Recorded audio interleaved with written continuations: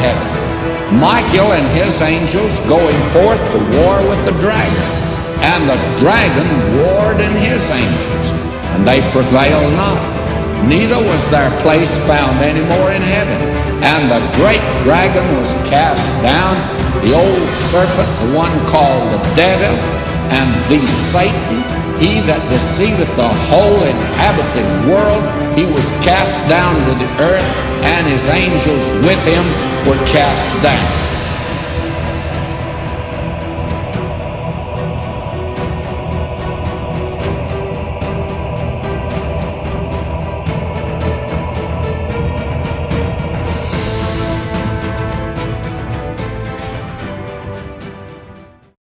All right, good afternoon. You guys have hung it out a long day, but we're going to bring it all to a head. I told you right when Guy got off that what you're going to see is the most powerful evidence to who these entities really are, right here today. I try to bring them whenever I have these opportunities to do these talks. The talk I'm doing today is Unholy Communion, Casualties of a Cosmic War.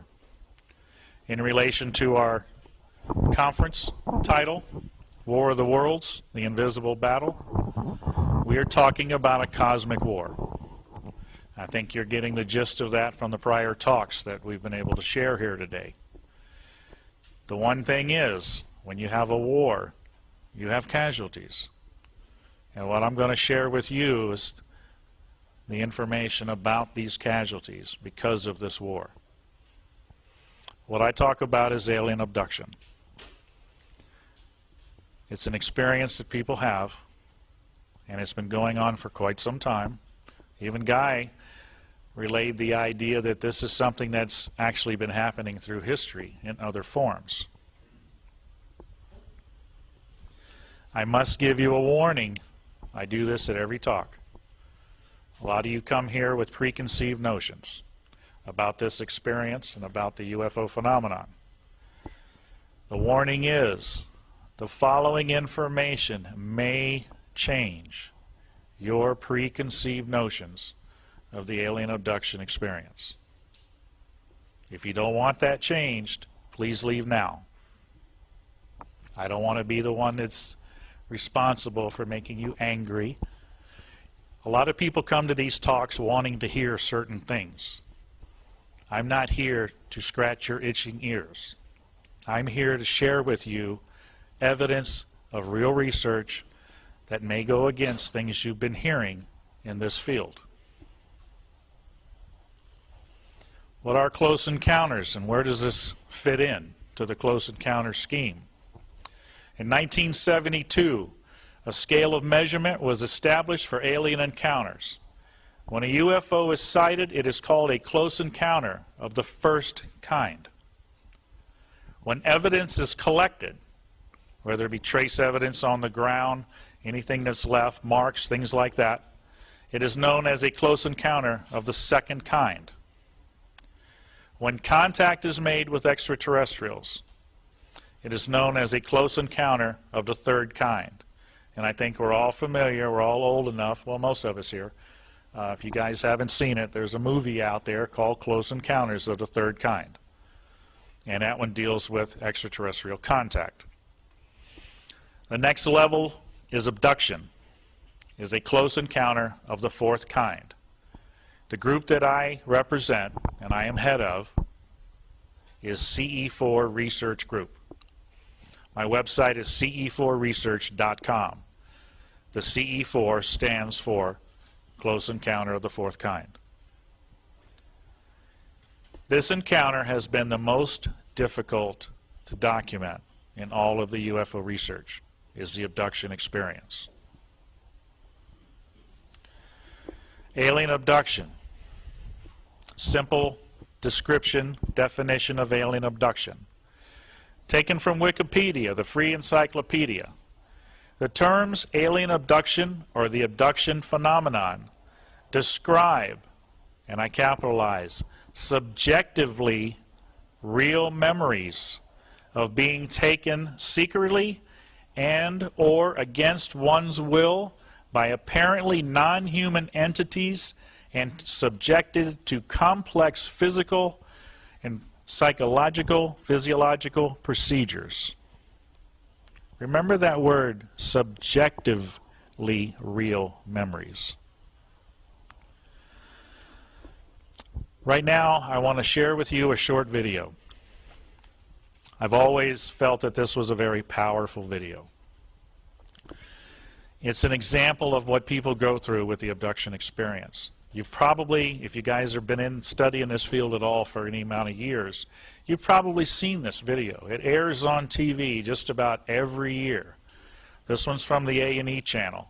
Sightings also had this same one on their show when they were on. But this is about a particular family that has gone through this abduction experience, and it talks about what it's done to this family and how it's affected them. And you'll keep in mind that casualties word that I used as you watch this. Ordinary, everyday people that this has happened to. And it can happen to anybody. I didn't want to believe that it happened to me, but it did. Joyce Ahrens and her family believe that what happened to them was not an isolated incident. One highly controversial study conducted by the Roper Poll suggests that hundreds of thousands, even millions of Americans, have memories that indicate that they may have been kidnapped by aliens. Abduction researchers believe these abductions happen generation after generation, as this family from West Plains, Missouri can attest. Their story starts one evening in the fall of 1976, in the presumed safety of their home. I remember just lying there, trying to relax. I'd opened my eyes, I seen a red light flowing across the ceiling, which it almost looked like the Aurora Borealis.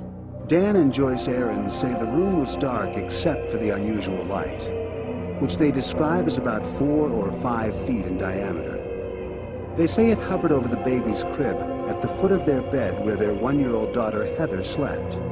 Dan says that when he tried to get up, he found himself immobilized. That was the most frightening feeling I guess I've ever had in my whole life, is not being able to move. I was screaming for him to help me because I couldn't move.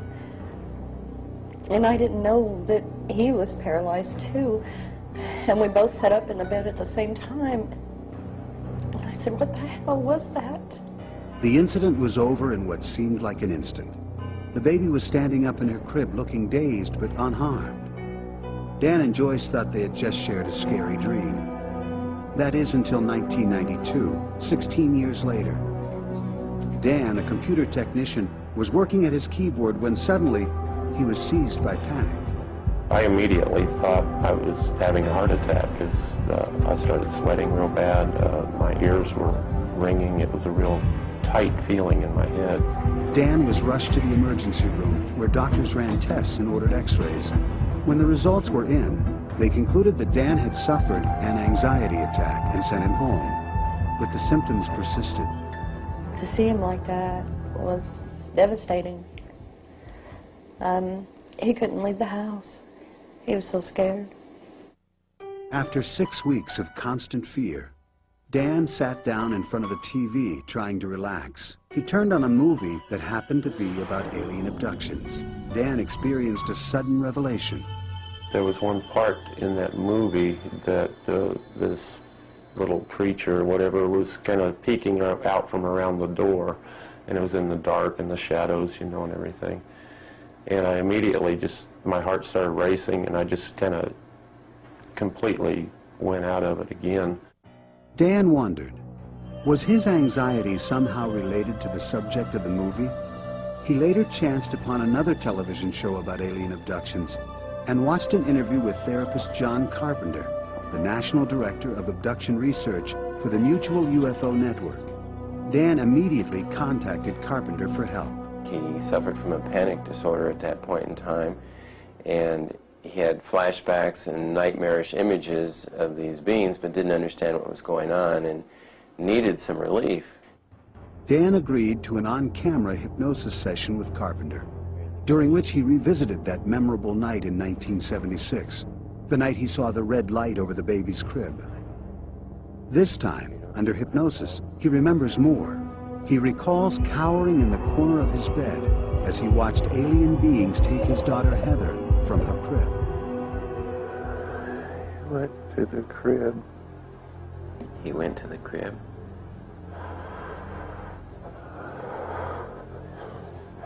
Crib. Uh-huh. I can't move. You can't move. You don't have any control over what's happening to you. No.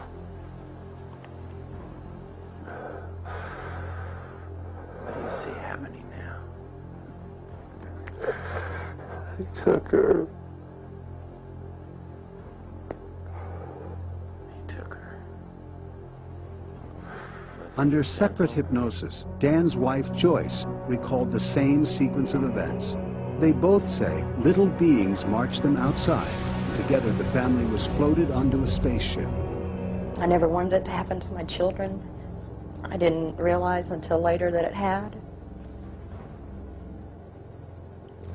But when they took her,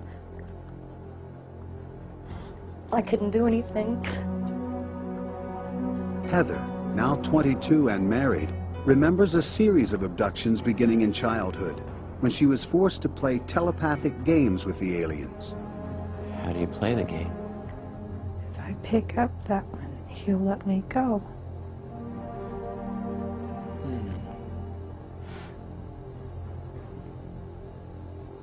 What are you feeling?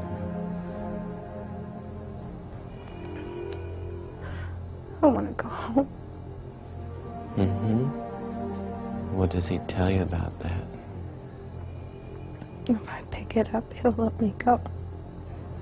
The Aarons family believes alien kidnappers have not only intruded in the lives of their children, but are now visiting one of their grandchildren. He calls them his little buddies that come in his room and play. He said he wanted to watch the ship leave. I'm not going to tell him that it's not real, because it is real.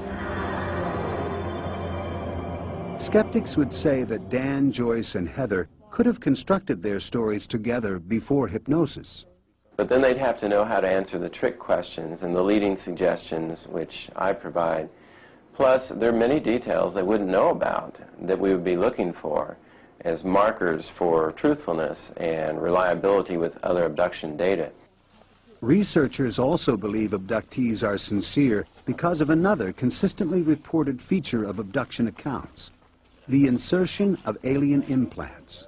I turned my head to the right, and this taller being came over. And he kept telling me that it would be okay, that they wouldn't hurt me. And then they took this very long needle, and they put it up my right nostril, and I closed my eyes when I heard it crunch. And then I became very calm. Objects said to be these implants have been recovered.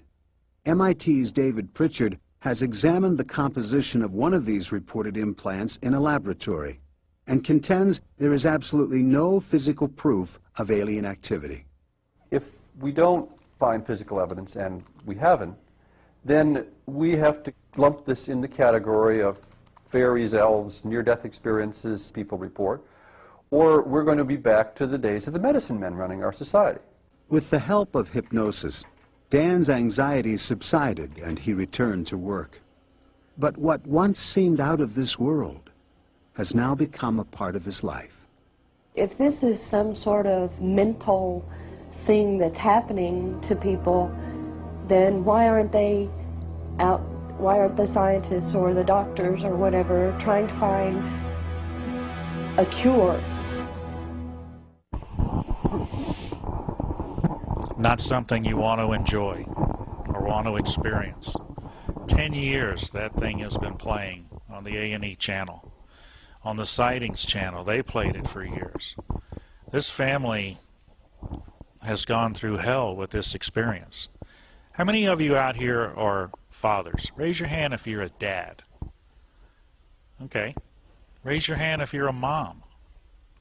Can you guys imagine allowing this to happen to your children? If you had an opportunity to make it not happen? Keep that in mind. Can you imagine what these people have gone through, realizing that they had no control to be able to prevent this from happening to their children?